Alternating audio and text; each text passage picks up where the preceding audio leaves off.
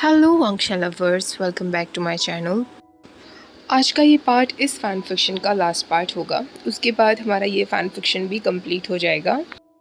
तो last part में हमने देखा था वुयिंग ऑलरेडी अपनी डॉटर को जन्म दे चुका था। दूसरी बार जब उसकी डिलीवरी की जाती है तो वो एक लड़के को जन्म देता है, पर वो लड़का सांस नहीं ले रहा था। वुयिंग और वांग जी दोनों ही एक पल जहाँ इतने खुश थे, दूसरी तरफ उनकी आंखों से आंसू बहना बंद ही नहीं हो रहा था। उन्होंने एक लड़के को जन्म दिया था, पर उसका दिल धड़क ही नहीं रहा था। वुयिंग दर्द से चिल्लाते हुए कहता है, मैं उसे गोद में लेना चाहता हूँ, प्लीज़ मुझे उसे गोद में लेने दो। वांग जी भी एकदम हेल्पलेस दिख रहा था। तभी एक नर्स आकर वुयिंग से कहती है, आई एम सॉरी विभूषण, पर हमें उसे यहाँ से बाहर ले जाना होगा। वांग जी भी अपनी रोती हुई आवाज़ में नर्स से कहता है, प्लीज़ मुझे और मेरे बॉयफ्रेंड को एक बार हमारे बेटे को गोद में लेने दो। कम से कम हम इतना तो कर सकते हैं ना, हम उसे गुड बाय तो बोल ही सकते हैं। वांग जी की हालत देखते हुए नर्स पहले तो हेजिटेट करती है, पर आखिर में हार मान जाती है और उनसे कहती है, ठीक है, पर कुछ सेकंड्स के लिए ही। नर्स वहाँ से बाहर चली जाती है और छोटे से बेबी बॉय को लाकर वांग जी के हाथ में दे देती है। वांग जी देखता है कि उसका फेस एकदम छोटा सा था, उसकी आंखें अभी भी बंद थी और उसकी बॉडी पर ब्लड था। वो इजीली वांग जी के हाथों में समा गया था। जो टॉवल उसके अराउंड उड़ाई गई थी वो उसके लिए काफ़ी बड़ी थी। वांग जी स्लोली उस बेबी बॉय को वुयिंग के पास लिटा देता है और वुयिंग उसे देखकर साइलेंटली बुरी तरह रोए जा रहा था। वांग जी देखता है कि उनके बेटे के छोटे छोटे हाथ ऐसे लाइफलेस बेड पर पड़े हुए थे। वुयिंग चिल्लाते हुए कहता है, लंजा, हम उसका नाम रखेंगे, कम से कम हम उसका नाम रख सकते हैं। वांग जी कहता है, हाँ वुयिंग, तुम डिसाइड करो, तुम जो चाहोगे हम उसे यही बुलाएंगे। वुयिंग कहता है, नहीं लंजा, हम दोनों साथ मिलकर उसका नाम रखेंगे। वांग जी भी बेड पर वुयिंग के पास ही बैठ जाता है और बेबी की बैक को धीरे धीरे स्ट्रोक करता रहता है। वुयिंग कहता है, सिजुई कैसा रहेगा? हम उसका नाम लैन सिजुई रखते हैं। वांग जी तुरंत हाँ में सिर हिला देता है। वो कुछ सेकंड्स ऐसे ही बीतते जा रहे थे, सेकंड्स मिनटों में बदलते हैं और तभी नर्स अंदर आ जाती है। पर वांग जी एक बार फिर उनसे कहता है, प्लीज़ हमें कुछ टाइम और हमारे बेबी बॉय के साथ रहने दो। नर्स को ना चाहते हुए भी वहाँ से उन दोनों को छोड़कर जाना पड़ता है, पर नर्स भी उन दोनों का दुख समझ रही थी। कुछ टाइम बाद वुयिंग पूछता है, लंजा? वांग जी कहता है, हाँ वुयिंग, उसे क्या हो रहा है? वांग जी कहता है, वो लोग हमें उससे दूर ले जाएंगे और फिर हम उसके लिए एक फ्यूनरल अरेंज करेंगे। वुयिंग कहता है, नहीं लंजा, बेबी की तरफ देखो। पहले बेबी एकदम स्टैचू की तरह लेटा हुआ था, बिल्कुल भी मूव नहीं कर रहा था और उसकी आंखें एकदम बंद थी। वो वुयिंग की नेकेड चेस्ट से एकदम चिपका हुआ था। पर जैसे ही वुयिंग के कहने पर वांग जी एक बार फिर उसकी तरफ देखता है, उसे अपनी आंखों पर विश्वास नहीं होता। वो अपनी आंखों को रब करते हुए एक बार फिर बेबी की तरफ देखता है तो बेबी सांस ले रहा था। उसकी सांसें बेयरली नोटिसेबल थी, पर हाँ, वो सच में सांस ले रहा था। वांग जी जोर से चिल्लाते हुए कहता है, प्लीज़ जल्दी से कोई यहाँ आओ, मेरा बेटा सांस ले रहा है। वो डॉक्टर जिन्होंने ऑपरेशन किया था वो तुरंत कर्टेन हटाते हुए अंदर आती हैं, जो काफ़ी शॉक में दिख रहे थे। वो वांग जी से पूछते हैं, क्या कहा आपने? वांग जी बेबी की तरफ पॉइंट आउट करते हुए कहता है, हमारा बेटा सांस ले रहा है। डॉक्टर तुरंत बेबी को एग्जामिन करते हैं और उन दोनों से कहते हैं, आई एम सॉरी, लेकिन ये केवल डेथ क्रैम्प्स हैं, इसे ब्रीदिंग नहीं कहेंगे। आई एम टेरिबली सॉरी कि आप लोगों को ये एक्सपीरियंस करना पड़ा। वांग जी, जिसके चेहरे पर उम्मीद की किरण जाग गई थी, उसका चेहरा फिर से मुरझा जाता है और वो एक बार फिर आंसुओं से रोने लगता है। वुयिंग उससे कहता है, लंजा, हम कुछ नहीं कर सकते, प्लीज़ ऐसे रोना बंद करो। वुयिंग उस बेबी बॉय के फॉरहेड पर किस करते हुए कहता है, आराम करो लिटिल बडी, तुम्हारे दोनों डैड तुमसे बहुत प्यार करते हैं। हमें तुम पर बहुत फ़ख्र है सिजुई। वांगजी भी अपने सन के फोरहेड पर किस करता है और उसे गुड बाय विश करता है। वांगजी उसे बताता है, तुम्हें पता है तुम्हारी एक बहन भी है, वो बहुत छोटी है। जब वो बड़ी हो जाएगी तो हम उसे तुम्हारे बारे में बताएंगे। हम कभी भी तुम्हें नहीं भूलेंगे। हम उसे बताएंगे कि तुम कैसे दिखते थे और कितनी बहादुरी से तुमने लड़ाई की। कुछ टाइम और अपने बेटे के साथ बिताने के बाद वो यूं कहता है, शायद अब समय आ गया है कि हम तुम्हें जाने दें। आई एम सॉरी लैन सिजुई। पर सिजुई की डेस्टिनी में शायद कुछ और ही लिखा था।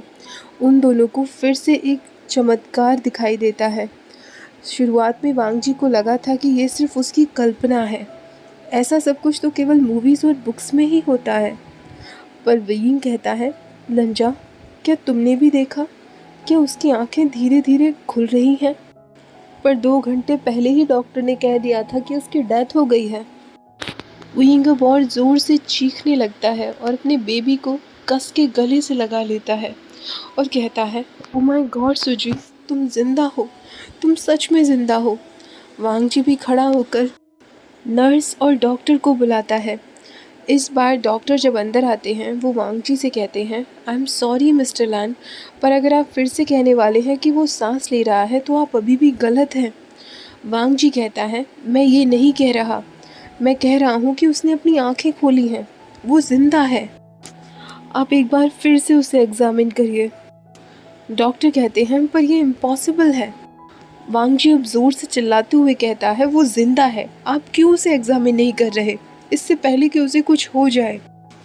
डॉक्टर बेबी की तरफ एग्जामिन के लिए बढ़ पाते इससे पहले ही पूरे रूम में बेबी की रोने की आवाज़ें सुनाई देने लगती हैं और उस बेबी बॉय ने कंफर्म कर दिया था कि वो जिंदा है।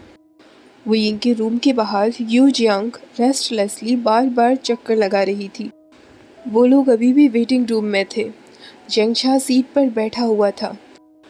उसने अपनी मॉम से भी बैठने के लिए कई बार रिक्वेस्ट की, पर वो बिल्कुल बैठने के लिए तैयार ही नहीं थी। उन्हें इस वक्त केवल अपने बेटे की परवाह हो रही थी, बेटा जो कि अभी तक ऑपरेशन रूम से बाहर नहीं आया था। कोई नर्स या डॉक्टर तक भी किसी भी न्यूज़ के साथ अभी तक बाहर नहीं आए थे। उन दोनों को ही नहीं पता चल रहा था कि अंदर वियिंग और बेबीज कैसे हैं। यू जियान जेंगशा से कहती है, विभूषण को ऐसे टाइम पर स्कूल जाने की ज़रूरत ही क्या थी? ऑलरेडी उसे कितना स्ट्रेस था, मुझे उसे स्कूल जाने ही नहीं देना चाहिए था। जेंगशा उन्हें समझाते हुए कहता है, मॉम प्लीज़ ये सब कहना बंद करिए, किसी को भी नहीं पता था कि वियिंग के साथ अचानक ऐसा सब कुछ हो जाएगा, और ये तो घर पर रहकर भी हो सकता था ना। लैनफेंग भी वहीं बैठी हुई थी और यूजियांग को समझाने की काफ़ी कोशिश कर रही थी। हालांकि वो खुद भी अंदर से बहुत डरी हुई थी और उसे भी इस बात का अफसोस हो रहा था कि शायद उसे वांगजी को अपने साथ अमेरिका लेकर नहीं जाना चाहिए था।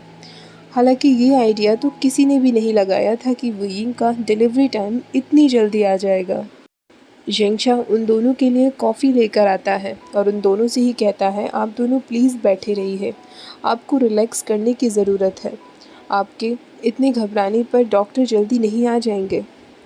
यूजियान और लैंगफेंग दोनों ही कॉफ़ी कप उसके हाथ से लेकर उसे थैंक्स कहती हैं। दोनों कॉफ़ी पी ही रही थी तभी फाइनली डॉक्टर बाहर आते हैं, जिन्हें देखकर दोनों चैन की सांस लेती हैं। डॉक्टर आकर कहते हैं, अब डरने की कोई ज़रूरत नहीं है, सब कुछ ठीक है। मैं आप लोगों से झूठ नहीं कहूँगा, पर हम सच में वियिंग और ट्विंस दोनों को ही खो देने वाले थे। पर यहाँ नर्स ने और बाकी के डॉक्टर्स ने बहुत अच्छा किया। हमने सच में एक चमत्कार ही देखा है। दोनों बेबीज़ एकदम ठीक हैं, बहुत स्मॉल हैं, उन्हें कुछ टाइम के लिए यही हॉस्पिटल में रहना होगा। पर हाँ, विभूषण और वो दोनों ट्विन बेबीज़ सच में रियल फाइटर्स हैं, उन लोगों को कुछ नहीं होगा। अगले पल वांगजी की जब आँख खुलती हैं तो वो वियिंग के ही हॉस्पिटल रूम में था और पास ही चेयर पर बैठा हुआ था। वियिंग अभी भी सर्जरी से रिकवर कर रहा था। उसके वाउंड इन्फेक्टेड थे, इसलिए अभी उसे कुछ समय के लिए हॉस्पिटल में ही रहना था और वांगजी एक पल के लिए भी उसे अकेला नहीं छोड़ना चाहता था। वांग जी की जब आंखें खुलती हैं तो वो देखता है कि वुयिंग अपने हॉस्पिटल बेड पर नहीं था। एक सेकंड के लिए वो घबरा जाता है, हालांकि वो तुरंत समझ गया था कि वुयिंग इस वक्त कहाँ गया होगा। वो खड़ा होता है और हॉलवे की तरफ जाता है। वो एक रूम के बाहर जाकर खड़ा हो जाता है एंड ऑफ कोर्स वुयिंग वहीं था, अपने दोनों बेबीज़ के पास। वांग जी धीरे से दरवाज़ा खोलता है और अंदर झांकने लगता है। वहाँ थोड़ी थोड़ी डिम लाइट आ रही थी। वांग जी उससे कहता है, क्या हुआ वुयिंग, तुम्हें नींद नहीं आ रही? वुयिंग सॉफ्टली मुस्कुराता है और अपने बेबीज से नज़र वांग जी की तरफ ले जाता है और उससे कहता है, हाँ, जैसे ही मैं उठा मैंने देखा कि तुम सोए हुए हो। मुझे कंपनी चाहिए थी, इसलिए मैं अपने बेबीज़ के पास आ गया।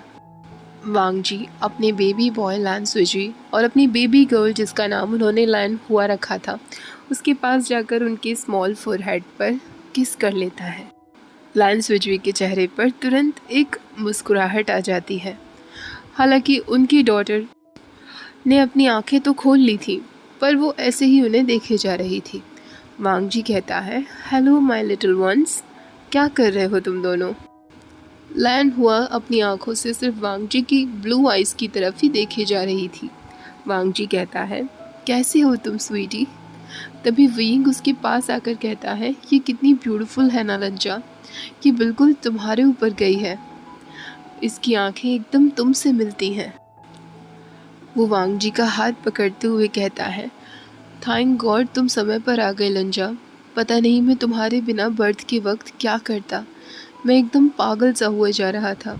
वो टाइम मेरे लिए बहुत हार्ड था, पर जैसे ही तुम मेरे पास आए जैसे कि सब कुछ ईजी होता गया। वांग जी भी उससे कहता है, वुयिंग, रियल हीरो आज तुम थे। तुम सच में बहुत बहादुरी से लड़े, जब मैं यहाँ नहीं था तब भी।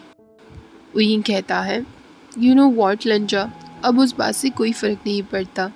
अब बस इस बात से फ़र्क पड़ता है कि तुम मेरे पास हो यहाँ और हम दोनों के साथ हमारे बेबीज़ हैं। वांग जी कहता है, हाँ, और अब चाहे कुछ भी क्यों ना हो जाए, पर मैं प्रॉमिस करता हूँ कि तुम लोगों को छोड़कर कभी भी नहीं जाऊँगा। तुम तीनों अब मेरी ज़िंदगी हो। तुम तीनों के बिना मैं कहीं भी नहीं जाऊँगा। तभी कुछ टाइम वहाँ डॉक्टर आते हैं। वुयिंग और वांग जी दोनों ही डॉक्टर को थैंक्स कहते हैं। डॉक्टर वुयिंग को चेक करते हुए कहते हैं, अब तुम अपने नॉर्मल क्लोथ्स चेंज कर सकते हो विवुशन। उसके बाद तुम मेरे ऑफिस में आओ, हमें कुछ पेपर साइन करने हैं, फिर तुम घर जा सकोगे। वुयिंग अपने कपड़े निकालता है और चेंज करना शुरू कर देता है। डॉक्टर्स वुयिंग के लिए एक व्हील चेयर का इंतज़ाम कर देते हैं जिससे उसके लिए जाने में आसानी हो। वुयिंग अपने नॉर्मल कपड़ों में आकर वांग जी से कहता है, फाइनली हम घर जा रहे हैं लंजा। वांग जी कहता है, हाँ वुयिंग, फाइनली हम घर जा रहे हैं, और इस बार अपने दोनों बच्चों के साथ। दोनों बेबीज़ को लेकर अपने घर के लिए निकल जाते हैं। अब सब कुछ बिल्कुल वैसा ही हो रहा था जैसा उन्होंने हमेशा चाहा था। यूजिया, जेंगचा और लैंगफेंग ऑलरेडी घर जा चुके थे क्योंकि उन्हें घर पर बेबीज़ के वेलकम की तैयारी भी करनी थी। और इसी क्यूट से सीन के साथ हमारा ये चैप्टर, साथ में ये फ़ैन फिक्शन भी ख़त्म हो जाता है। आई होप आप लोगों को ये प्यारा सा फ़ैन फिक्शन पसंद आया होगा। नेक्स्ट फ़ैन फिक्शन भी मैं जल्दी ही लाने की कोशिश करूँगी, जैसे ही मुझे कोई यूनिक सा फ़ैन फिक्शन मिल जाएगा। आज का वीडियो पसंद आया हो तो प्लीज़ वीडियो को लाइक, शेयर और चैनल को सब्सक्राइब करना मत भूलिएगा। मिलते हैं नेक्स्ट वीडियो में, तब तक के लिए bye bye. Thank you for watching.